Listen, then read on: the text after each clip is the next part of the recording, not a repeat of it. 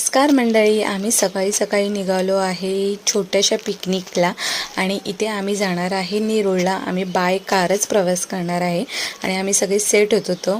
आईला आम्ही चांगली जागा फ्रंट सीट दिली कारण की तिला त्रास होता कामा नये।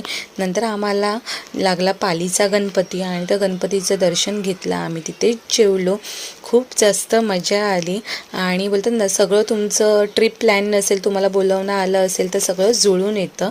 तसंच काहीसं झालं। आमचा रूम व्ह्यू होता, रूम पण आम्हाला बोलतात ना अचानक भेटला असा चांगला। त्याच्यासमोर आमचं श्री हरिहरेश्वरचं मंदिर होतं, त्याला दक्षिण काशी पण म्हटली जाते आणि समोरच बोलतात ना अथांग समुद्र। पर्यटकांची गर्दी पण नाही, निवांत आणि खूप असं निसर्गाच्या सानिध्यात आलेलं खूप मस्त वाटत होतं आणि थंडीचं वातावरण होतं। तर आम्ही सकाळी केली होती भेळ, आईने सगळं कापून दिलं आणि